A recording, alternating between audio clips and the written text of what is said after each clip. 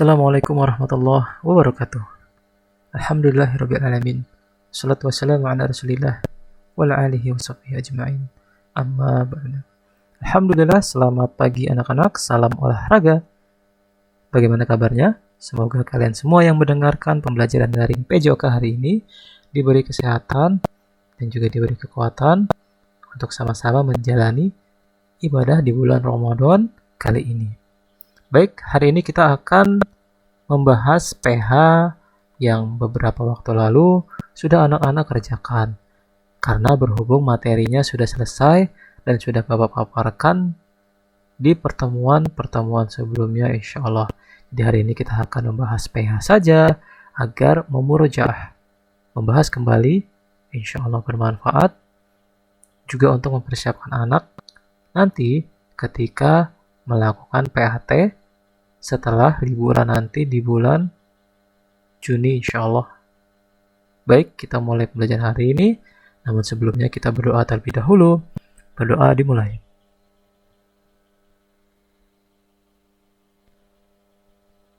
Alhamdulillah selesai. Baik, kita mulai. Jadi hari ini kita akan membahas PH yang sudah sama-sama kalian kerjakan beberapa pekan lalu. Ya, dengan memurojaah kembali, insya Allah bermanfaat. Baik, kita langsung mulai saja untuk mempersingkat waktu. Anak-anak yang sudah bergabung dan menyimak video daring ini, mari sama-sama kita membahasnya dan mengulang kembali, insya Allah bermanfaat. Nomor 1. Ketika hendak berjalan, maka pandangan mata mengarah ke A. Samping, B. Depan, C. Atas. Ayo, ketika anak-anak berjalan, pandangan yang baik, pandangan yang tepat, kira-kira apa? Tentunya menghadap atau mengarah ke depan, yaitu B. Jadi ketika anak-anak berjalan, itu harus menghadap ke depan, tentunya menghadap ke jalanan yang sedang kalian tuju. Bukan ke samping, bukan pula ke atas. Nanti tersandung, jatuh, dan cedera. Bisa menyebabkan seperti itu. Makanya harus jalan harus menghadap ke depan ya. Kecuali kalau kalian mau nyebrang, tengok kiri, tengok kanan. Nah, kemudian jalannya menghadap ke depan agar selamat dan tidak jatuh. Selanjutnya. 2. Pergerakan tangan saat melakukan gerakan berjalan adalah, coba kalian praktekkan ketika berjalan. A. Mengayun, B. Mengepak, atau diam.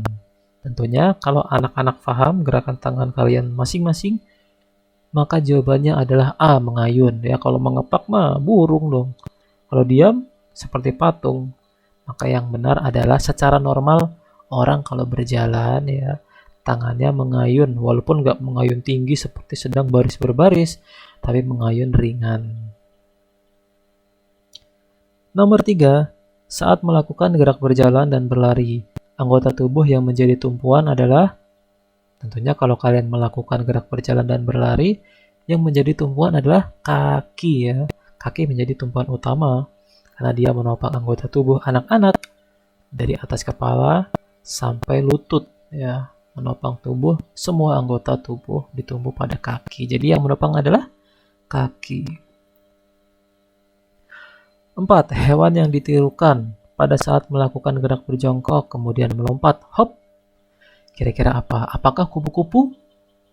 Apakah katak? Atau lumba-lumba? Kalau kupu-kupu kita tahu bersama. Kalau kupu-kupu bergerak tidak dengan melompat. Dia mengepakkan sayap dan terbang. Kalau lumba-lumba Pak, lumba-lumba nggak punya kaki jadi nggak bisa jongkok. Ternyata jawabannya adalah katak. Katak biasa bergerak dengan berjongkok kemudian melompat. Nah, gerakan hewan seperti katak ini anak-anak bisa tirukan untuk menguatkan otot kaki dan juga menjaga keseimbangan juga. Jadi gerakan hewan ketika berjongkok kemudian melompat adalah mengikuti gerakan katak. Next, nah di sini ada gambar, anak-anak bisa lihat walaupun sedikit buram tapi masih bisa terlihat insya Allah.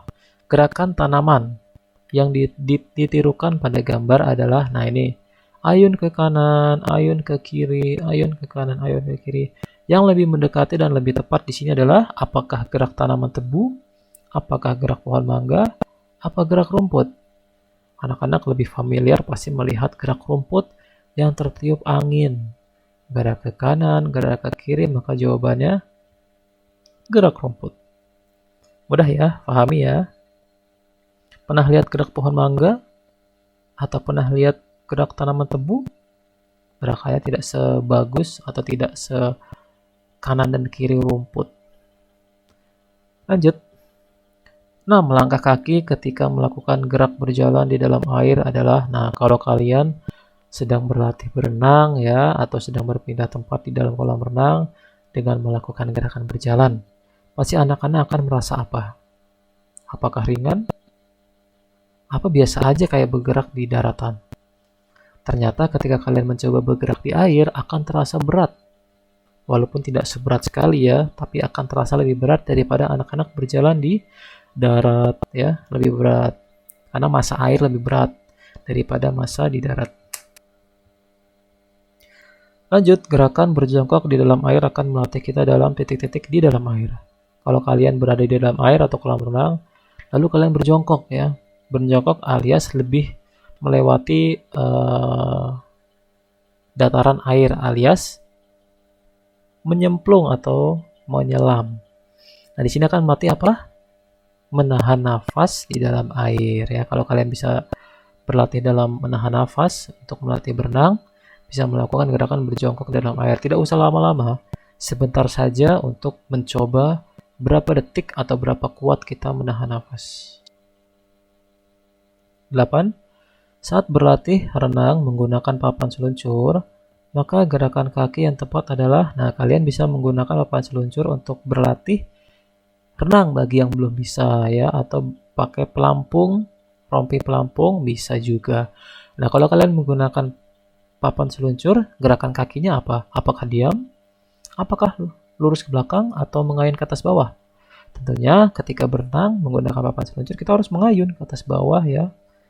Menggunakan papan seluncur yang benar adalah C. Ya, paham ya?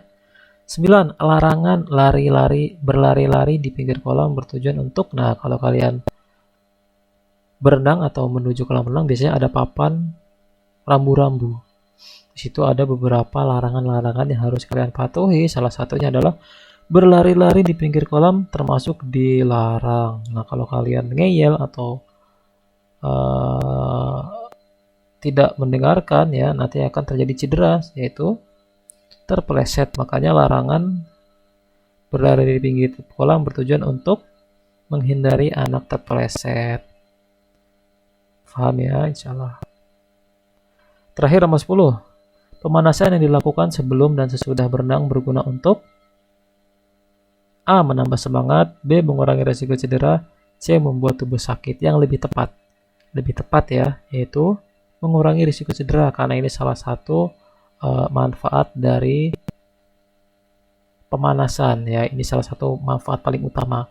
Kalau menambah semangat iya, tapi yang paling utama adalah mengurangi risiko cedera. Ini tujuannya kita melakukan pemanasan. Mungkin ketika kita melakukan pemanasan kita lebih gembira, iya, tapi lebih tepat adalah ini. Nah,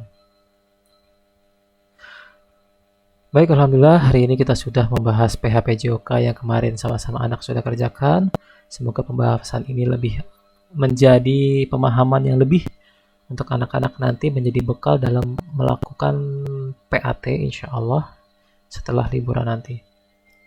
Baik, bila ada pertanyaan bisa kalian sampaikan di kolom komentar YouTube atau kolom komentar Classroom ini. Insya Allah akan Bapak jawab secepatnya jika ada. Baik, kita tutup dengan doa kafaratul majelis. Subhanakallahumma wa bihamdika asyhadu an la ilaha illa anta astaghfiruka wa atubu ilaik. Terima kasih anak-anak kelas 1 sekalian. Sampai jumpa setelah liburan Lebaran nanti sama Bapak Uhar insyaallah. Assalamualaikum warahmatullahi wabarakatuh.